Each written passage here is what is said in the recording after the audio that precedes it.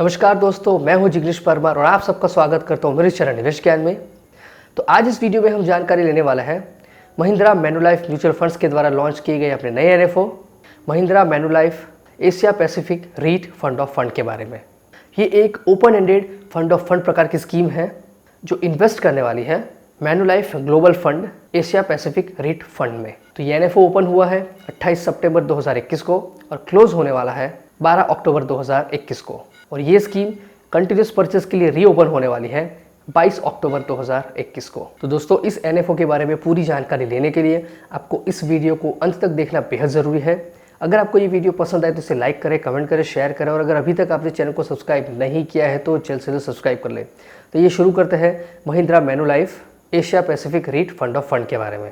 तो दोस्तों, सबसे पहले तो ये फंड ऑफ फंड प्रकार की स्कीम है, मतलब कि ये एनएफओ ये म्यूचुअल फंड स्कीम दूसरे किसी म्यूचुअल फंड स्कीम में इन्वेस्टमेंट करने वाली है और वो दूसरी म्यूचुअल फंड स्कीम है Manulife global fund Asia Pacific REIT fund. तो इसके अंदर हमारा एनएफओ इन्वेस्टमेंट करने वाला है। तो अब हमें जानना है रीट के बारे में कि रीट क्या होता है। तो रीट का पूरा नाम है रियल एस्टेट इन्वेस्टमेंट ट्रस्ट। ये ऐसी कंपनीज होती है जो कि रियल एस्टेट से इनकम जनरेट करती है और अपने इन्वेस्टर्स को भी इनकम जनरेट करके देती है। और इनकम जनरेट करने के लिए वो रियल एस्टेट को ओन भी करती है या तो फिर ऑपरेट भी करती है या फिर फाइनेंस करती है। ये तीनों में से किसी एक या दो या फिर सारे तरीके से रीट प्रकार की जो भी कंपनीज होती है वो रियल एस्टेट में से प्रॉफिट जनरेट करती है। और ये जो रीट्स होते हैं वो मोस्टली सारी प्रॉपर्टीज़ में इन्वेस्टमेंट करते हैं, जैसे कि apartments, buildings, towers, data centres, hotels, medical facilities, retails, offices, warehouse वगैरह। मतलब कि लगभग सारे प्रकार की प्रॉपर्टीज़ में रीट्स इन्वेस्टमेंट करते हैं और लगभग सारे रीट्स पब्लिकली स्टॉक एक्सचेंज में ट्रेड होते हैं। तो आप उस रीट्स में इन्वेस्टमेंट करके किसी भी फिजिकल प्रॉपर्टी में इन्वेस्टमेंट किए बिना ही रियल एस्टेट सेक्टर से रिटर्न जनरेट कर सकते हैं। तो ये तो ब्रीफ जानकारी थी रीट के बारे में। और हमारा जो एनएफओ है वो इन्वेस्टमेंट करने वाला है Manulife global fund Asia Pacific REIT fund में। तो अब हमें हमारे इस अंडरलाइंग फंड के बारे में जानकारी लेनी चाहिए। तो इसके एसेट एलोकेशन की बात करें तो यहाँ पर 70 से लेके 100% तक इन्वेस्टमेंट होता है रीट्स में और 0 से लेके 30% में भी अग्रेसिवली रीट्स में ही इन्वेस्टमेंट हो सकता है या तो फिर डेट और मनी मार्केट इंस्ट्रूमेंट्स में, मगर कोशिश अग्रेसिवली रीट्स में इन्वेस्टमेंट करने की होती है। तो ये जो एसेट एलोकेशन है वो मैन्युलाइफ के ग्लोबल फंड का है। यहाँ पर 70% इन्वेस्टमेंट तो रीट्स में होने ही वाला है, बाकी 30% में भी चांसेस मैक्सिमम यही रहेगा कि उसमें भी रीट्स में ही इन्वेस्टमेंट हो। अब बात करेंगे इसके टॉप 10 पोर्टफोलियो होल्डिंग्स के बारे में और उसके वेटेज के बारे में। तो यहाँ पर सबसे पहले नंबर पर है link real estate investment trust, जिसकी नेट एसेट है 8.11%। दूसरा है capital and integrated commercial trust 7.73%, ascent real estate investment trust 7.64%।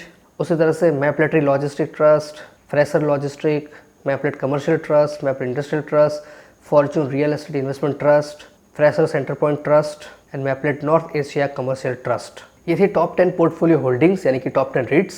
अब हम देखेंगे सेक्टर वाइज ब्रेकअप। यहाँ पर सेक्टर में है पहला है इंडस्ट्रियल, उसके अंदर डाइवर्सिफाइड सपोर्ट सर्विसेज, इसका एक्सपोजर है 1.76%। फिर दूसरा है एनवायरमेंटल फैसिलिटी सर्विसेज 3.65। दूसरा है रियल एस्टेट, जिसके अंदर है इक्विटी रीट्स, जिसमें diversified REITs, hotel and resort REITs, industrial REITs, office REITs, retail REITs, specialised REITs. तीसरा है real estate management and development. Country और रीजन वाइज इसका एक्सपोजर देखें तो यहाँ पर ऑस्ट्रेलिया का एक्सपोजर है 10.69%, China 11.90, Hong Kong 13.94, Philippines 1.63, Singapore 57.63, Thailand 1.56। दोस्तों, ये सिर्फ एशिया पैसिफिक रीट है, तो यहाँ पर आपका इन्वेस्टमेंट सिर्फ और सिर्फ एशिया पैसिफिक के रीट्स में ही होगा। तो बात करें परफॉर्मेंस की तो यहाँ पर मैन्युलाइफ ग्लोबल फंड का एक साल का परफॉर्मेंस है 9.12 और सिंस इंसेप्शन परफॉर्मेंस है 3.82, जबकि उसके इंडेक्स FTSE इरपा Nareit Asia ex Japan REIT index का एक साल का रिटर्न है 11.02% और सिंस इंसेप्शन रिटर्न है 7.46%। दोस्तों, ये रीट्स बहुत ही रिस्की होते हैं, इसलिए मोस्टली बहुत सारे एनएफओज में इसको 10 से 15% के ज़्यादा एक्सपोजर नहीं दिया जाता है, क्योंकि एक थीमेटिक यानी कि सेक्टर वाइज थीमेटिक फंड है, तो इसीलिए इसका रिस्क बहुत ज़्यादा है। तो ये थी सारी जानकारी हमारे NFO के underlying fund Manulife global fund, Asia Pacific REIT fund के बारे में, जिसके अंदर हमारा NFO यानी कि Mahindra Manulife Asia Pacific REIT fund of fund investment करने वाला है। तो अब बात करेंगे हमारे NFO की। तो शुरुआत करेंगे हमारे NFO के एसेट एलोकेशन से। तो यहाँ पर 95 से लेके 100% तक इन्वेस्टमेंट होने वाला है मैनुलाइफ ग्लोबल फंड के यूनिट्स एंड शेयर्स में, एंड 0 से लेके 5% तक इन्वेस्टमेंट हो सकता है डेट और मनी मार्केट में। फंड मैनेजर की बात करें तो इसके फंड मैनेजर है मिस्टर अमित हिरेमथ, जो है ओवरसीज इन्वेस्टमेंट के लिए। दूसरा है अमित गर्ग और वो संभालेंगे डेट का पोर्टफोलियो। मिनिमम एप्लीकेशन अमाउंट की बात करें तो 5,000 रुपये और ₹1 के मल्टीपल्स में। एडिशनल परचेज आप कर सकते हैं 1,000 और ₹1 के मल्टीपल्स में। यहाँ पर प्लान्स अवेलेबल है डायरेक्ट एंड रेगुलर, ऑप्शंस में ग्रोथ एंड डिविडेंड, और डिविडेंड में भी dividend pay out and dividend री इन्वेस्टमेंट। SIP, STP, SWP सारी प्रकार की फैसिलिटीज़ अवेलेबल है। इसका एक्सपेंस रेशियो करीब 2% तक रहने की संभावना है। इसका रिस्कोमीटर है वेरी हाई, क्योंकि ये रियल एस्टेट इन्वेस्टमेंट ट्रस्ट में इन्वेस्ट करता है। तो आपको भी अपने पोर्टफोलियो में 10 से 15% से ज़्यादा एक्सपोजर नहीं देना चाहिए। लोड स्ट्रक्चर की बात करें तो यहाँ पर entry load not applicable. Exit load को ध्यान से समझिए। यहाँ पर एग्जिट लोड है 24 महीने का। अगर आप 24 महीने के पहले 10% यूनिट्स रिडीम करते हैं तो कोई भी एग्जिट लोड नहीं लगेगा। लेकिन अगर आपने 12 महीने पहले 10% यूनिट से ज़्यादा कुछ भी रिडीम में स्विच किया तो आपको 1% का एग्जिट लोड एप्लीकेबल है, और 12 से 24 महीने के बीच में 0.5 यानी कि आधे % का एग्जिट लोड एप्लीकेबल है, और 2 साल के बाद कोई भी एग्जिट लोड एप्लीकेबल नहीं है। तो अब इस NFO में इन्वेस्टमेंट कैसे करेंगे? तो महिंद्रा मैनुलाइफ की वेबसाइट से आप इस NFO में डायरेक्टली इन्वेस्टमेंट कर सकते हैं। दूसरा ऑप्शन है किसी भी थर्ड पार्टी एप्लीकेशन के ज़रिए आप इस NFO में इन्वेस्टमेंट कर सकते हैं।